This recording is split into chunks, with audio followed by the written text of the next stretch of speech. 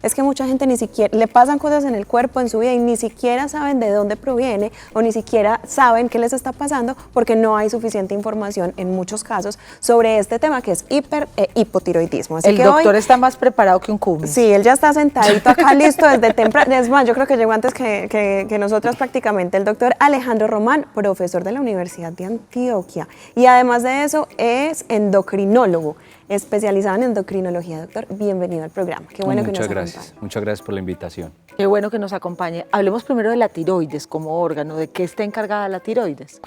La tiroides es un órgano súper importante, es posiblemente una de las glándulas endocrinas más grandes que tengamos, se encarga de producir varias hormonas. Está localizada en esta parte inferior del cuello, encima del esternón, y produce dos hormonas muy importantes que llaman T4 y T3, que básicamente se encargan de regular todas las funciones del organismo. Se encargan de regular la temperatura corporal, algo del peso, todo en la parte del metabolismo. Entonces se encarga de esa producción de las hormonas T4 y T3. Antes de entrar en materia y empezar a hablar un poquito sobre cada una de las enfermedades o condiciones que pueden padecer los pacientes que tengan problemas con la tiroides, me gustaría también preguntar quiénes son más propensos a, porque muchas veces las enfermedades solamente son genéticas o solamente aparecen de la noche a la mañana, pero usted nos estaba contando que hay muchísimos casos en todo tipo de personas. O todos siempre las incidencias, las pobres de nosotras las mujeres. Sí. Pues endocrinología en términos generales es una enfermedad más de mujeres. ¿Vio? El 85% de la consulta de nosotros son mujeres en términos generales y casi todos los trastornos endocrinos son más frecuentes en mujeres.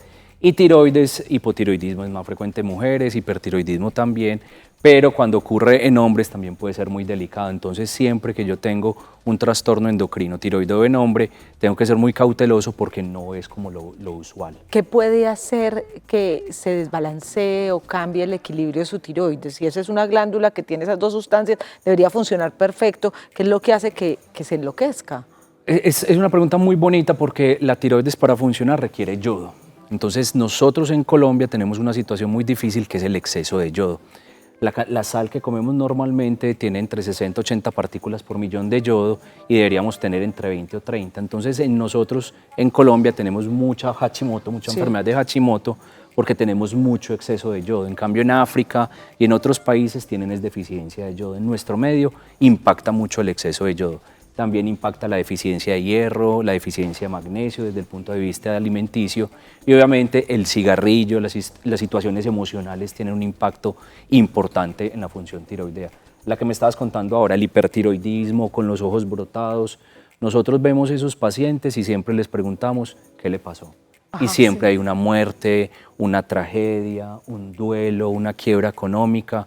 Entonces hay una predisposición genética, pero esa situación estresante emocional, ¡pum!, dispara la tiroides. Ahora que usted lo menciona, ¿cuáles son entonces esos indicios de que un paciente puede estar sufriendo de hiper o de hipotiroidismo?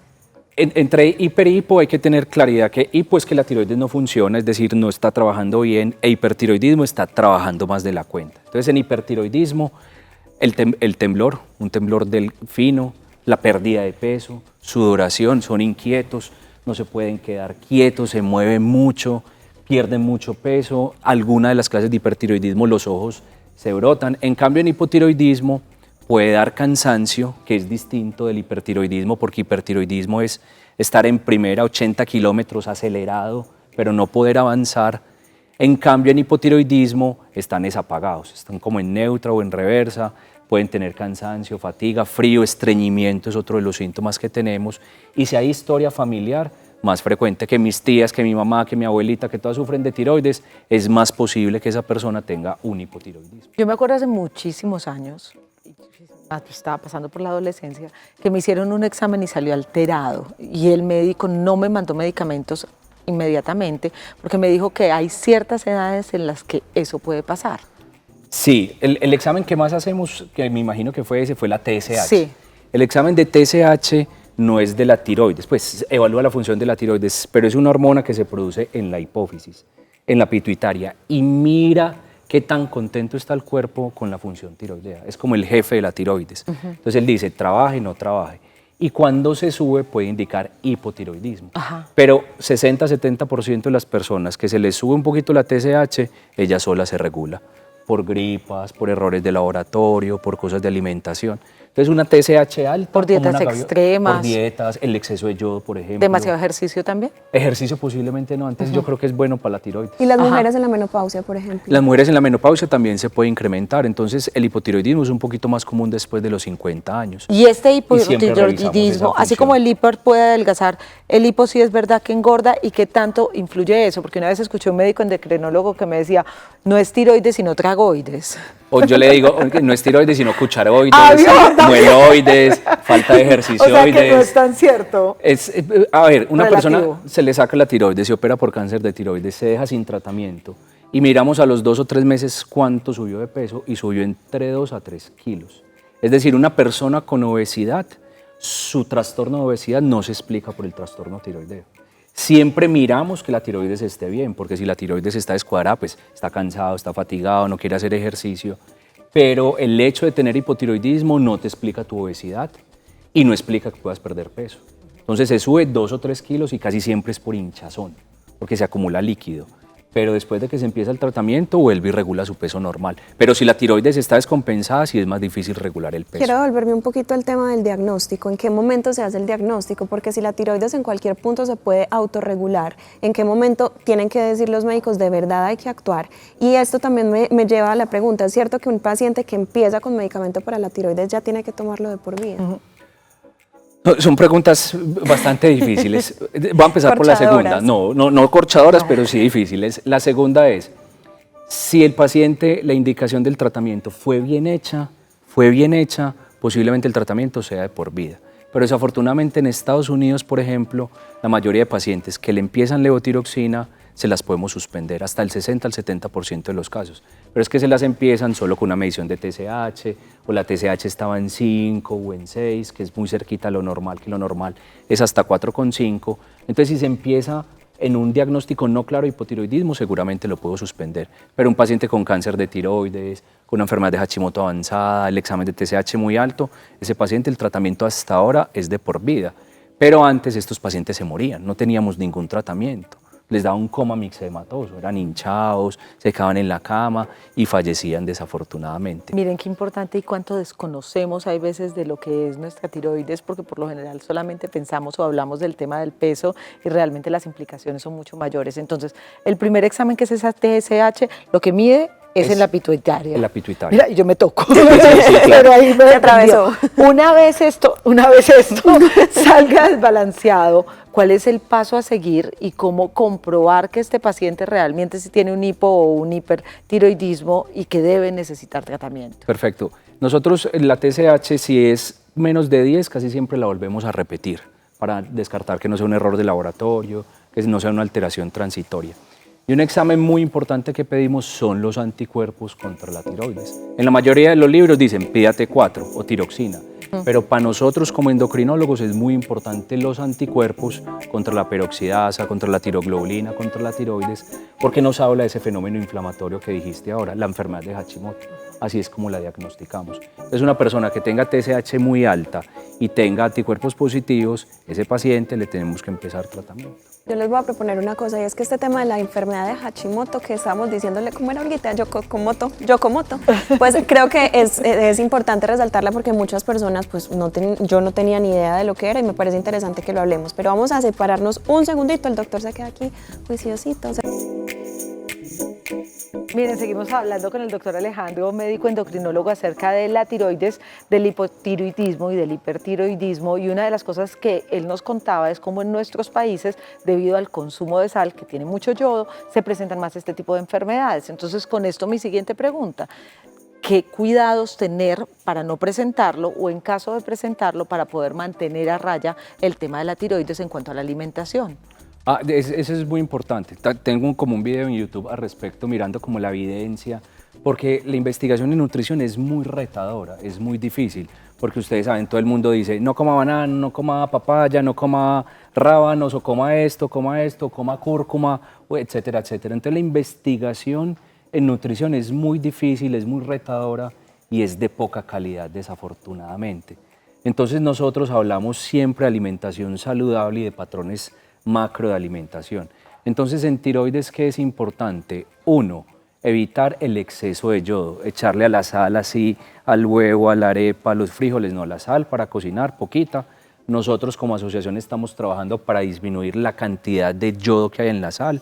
Y en los Te iba a alimentos decir, es que eso también. debería ser por ley. Si, No, si- es que es por ley. Ajá. Es por ley. Ajá. O sea, la suplementación de yodo en Colombia es por ley. Lo que pasa es que nos pasamos desde la época del 40. Nos Entonces hay pasamos. que cambiarlo. Ahora estamos trabajando como asociación para bajar el contenido de yodo en la sal y eso va a ayudar a todas las personas. Pero la mientras tanto, alimentación tiene entonces, que ser- menos sal Y la poquita alimentación sal. balanceada. Alimentación balanceada, alimentos que sean ricos en hierro, ricos en magnesio, ricos en selenio, por ejemplo. No hay que estar tomando suplementos, sino nueces, maní, todo lo que sean esos frutos secos que son muy importantes para salud cardiovascular, ensaladas, tener buena variabilidad, pero no hay que suspender comidas. Es decir, no puedo comer rábano o no puedo comer col. Que eso no. dicen hay veces. Que eso dicen hay veces, Ajá. no. Su dieta sana, saludable, eso sí, evite los fritos. Si usted quiere cuidar su peso, yo siempre les digo, evite las bebidas azucaradas, gaseosas, aguapanela, jugos, Nestí, Mr. Pero Pill, eso volvemos a todas lo esas mismo, es cosas. una alimentación consciente, no restrictiva. Y natural. Exacto, Ajá. Lo más natural, importante. una alimentación que sea sana para tu peso, para tu corazón, para tu tiroides y no cosas restrictivas, que dieta keto o que cosas así muy raras, no. Doc, podemos volver un poquito a este síndrome de Hashimoto. Hashimoto. Entonces, Yo les prometo que voy a aprender. Ella se estaba burlando Voy a de mí aprender. porque yo le había dicho otro nombre. Yokomoto. Hashimoto. ¿Qué Hashimoto era un doctor japonés que describió la enfermedad de Hashimoto, que es el trastorno tiroideo más común en el mundo, aparte de la deficiencia de yodo, y es una enfermedad inflamatoria de la tiroides. Se mete en las células del sistema inmune, atacan la tiroides, dicen esta tiroides No es mía. Ajá. la empiezan a atacar y con el tiempo la empiezan a destruir. Es la causa más frecuente. Ahora bien, ¿por qué se produce? En el 70 al 80% es un componente genético, es decir, eso es herencia. Por eso les decía ahora, las tías, las mamás, la abuela, si tienen tiroides, seguramente uno va a tener tiroides. Y hay un 20 a 30% que nos da para manejar el ambiente, es decir, lo que comemos, lo que pensamos, las emociones. Ese 20 o 30% es lo que les está mencionando. Una dieta saludable, evitar químicos, evitar el exceso de yodo, tener una alimentación apropiada en magnesio, apropiada en selenio, apropiada en hierro, no fumar. Aquí yo tengo dos preguntas. Una, has tocado ya 2 veces el tema de las emociones y me llama muchísimo la atención porque hasta hace algunos años el tema médico iba muy alejado de la parte emocional. Ese por un lado. Y luego también me llama muchísimo la atención el tema de la herencia, porque en los últimos tiempos hay muchos de los estudios en otras enfermedades en los que dicen, si bien la herencia cuenta, no es determinante a la hora de hablar de la enfermedad. Totalmente de acuerdo. Hay una cosa que se llama epigenética y es que nosotros con cambios en el estilo de vida podemos modificar la herencia que tenemos. Entonces, la epigenética es algo que se puede modificar si tenemos una herencia de enfermedad cardiovascular, de dislipidemia, si yo soy muy juicioso con mi alimentación, con mi ejercicio, cuidándome de mi parte emocional, de mi parte de salud, yo puedo epigenéticamente modificar esa carga genética. Es decir, a toda persona le va a ir mucho mejor si se cuida. Claro. Desde todos los puntos y puede modificar en determinada forma. Pero si tiene una carga genética y fuera de eso come mal, está fumando. ¿Y Está cuáles son llevado. las emociones que más alteran la tiroides? Nosotros en hipertiroidismo lo que vemos más frecuentemente son duelos. Es decir, cuando tenemos un paciente con enfermedad de Graves, la mayoría de las veces preguntamos, como les mencioné ahora, ¿qué te pasó? Y las historias son para llorar, o sea, para libro y para llorar. El niño estaba cruzando una calle, una autopista por allá por Puerto Berrío y se accidentó. Se le murió la mamá. Tuvo una pelea con la mejor amiga. Es decir, el nivel de estrés es individual para cada persona. Puede que a mí me insulte, me agarre y me pelee ahora saliendo en el carro y esté tranquilo. importa. Pero si me tocan a mi mamá o a mi papá o a mi familia, ahí sí mi emoción me va a afectar. Entonces el nivel de emocional va a depender de cada persona. Yo quiero aquí pero casi cambiar- siempre es duelos. Quiero cambiar aquí la pregunta, basándonos en lo mismo. Si una persona está tranquila, no le ha pasado nada muy grave en su vida, como que le haga, no sé, tener emociones desbordadas, y le da de pronto un hiper o un hipotiroidismo, una enfermedad de Hashimoto. Muy bien. Hashimoto, muy bien. Vas muy bien. ¿Se le podría despertar, un chulito, Póngale ¿se le 5. podría despertar alguna condición mental a raíz de una enfermedad de la tiroides? No, no, siempre tiene que haber como algo también predisposición familiar, porque no todas las personas que han tenido eventos estresantes tienen trastornos tiroideos. Entonces, me quiero hacer entender esto, muchas de las enfermedades que tratamos en endocrino son enfermedades complejas. Exacto. Tienen un componente genético, un componente ambiental, un componente de la persona, y todo eso confluye para desarrollar la enfermedad. Y en alguien puede predominar más lo genético. Entonces está tranquilo, pero su genética es tan fuerte que va a tener sí o sí No, hipotiroidismo. pero mi pregunta, qué pena así cortica, es que Tranquila. si sufrir de esto te puede despertar algo mental.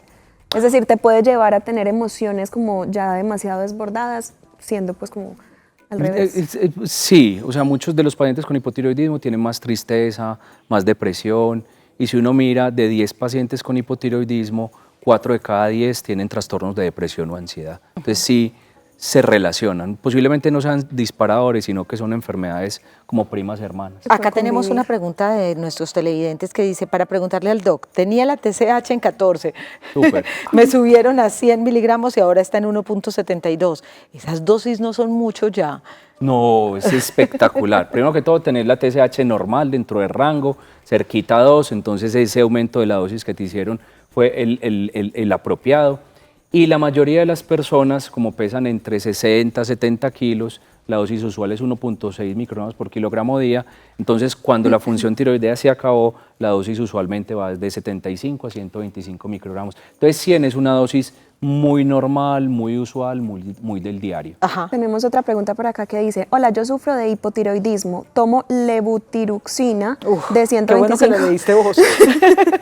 de 125 miligramos, me da demasiado desaliento, cansancio y cuando me da frío es horrible. Mi pregunta, en el transcurso del día me da desaliento y debilidad por ratos, ¿es normal? Oiga, qué pregunta tan bonita. 1 de cada 4 pacientes que están con hipotiroidismo y tienen su TSH normal siguen con síntomas. Y a nosotros nos los envían mucho, porque dice, ya le tenemos la TSH normal y sigo con síntomas, sigo cansado, sigo fatigado. El papel de nosotros como endocrino es, 1, verificar que ese examen de TSH sí esté preciso, alrededor de 2, pero fatiga es un síntoma tan común. De todos los que están acá en este auditorio, 7 cada 10 están cansados y no tienen problemas en la tiroides, pero no durmieron bien, tienen depresión, tienen deficiencia de hierro, tienen deficiencia de vitamina B12, tienen el cortisol bajito, tienen un duelo no resuelto. Entonces, el papel de nosotros como endocrinos es esa fatiga, ese cansancio, esos síntomas que tienes, a pesar de estar tomando levotiroxina, posiblemente sean por otra causa. Y el papel de nosotros es buscar esa otra causa. No siempre le echamos la culpa a la tiroides, que hay veces me castigan a la gente. Se nos está acabando el tiempo, pero esta pregunta me parece Hacemos necesaria. otro programa. Y me parece muy importante que vuelvas nuevamente al programa porque creo que esto amerita para más. Y es, ¿cuándo preocuparse? Estoy tomando el medicamento, me hicieron el diagnóstico, no veo mejoría ni en mis síntomas ni en nada. ¿Cuándo paso a otras instancias? ¿En qué caso se quita la tiroides? Muy bien, entonces la mayoría del hipotiroidismo, el médico general tiene la capacidad de manejarlo en la mayoría de los escenarios. Pero si hay síntomas persistentes, si hay otra enfermedad autoinmune, lupus, deficiencia de vitamina B12, insuficiencia adrenal, diabetes tipo 1, posiblemente ese paciente sea mejor que esté con endocrinología. Y cuando hay cáncer de tiroides, esos pacientes definitivamente son de nosotros, son del endocrinólogo, y operamos cuando hay un nódulo tiroideo en que se confirmó que tiene cáncer de tiroides, pero a la mayoría de esos pacientes les va súper bien, afortunadamente, y nosotros nos encargamos de la mayoría del tratamiento junto con los cirujanos de cabeza y Este cuello, tema que estuvo son buenísimo. espectaculares. Doctor Alejandro, ¿cómo lo encontramos en Instagram? Porque su Instagram es todo un recopilado de información. Y además que lo explica Súper bien. delicioso. Pues en redes sociales, el Instagram mío es endocrino update, que es como endocrino actualización, con una rayita abajo. También tengo un canal de YouTube donde tengo información sobre osteoporosis, sobre levotiroxina, sobre hipotiroidismo subclínico. En Twitter también me encuentran como Alejandro Román González. Es todo un profe. Y en el hospital y en la universidad los esperamos con mucho Se le gusto. nota. Muchísimas gracias, Doc, doctor muchas Alejandro. gracias. Qué placer tenerlo aquí.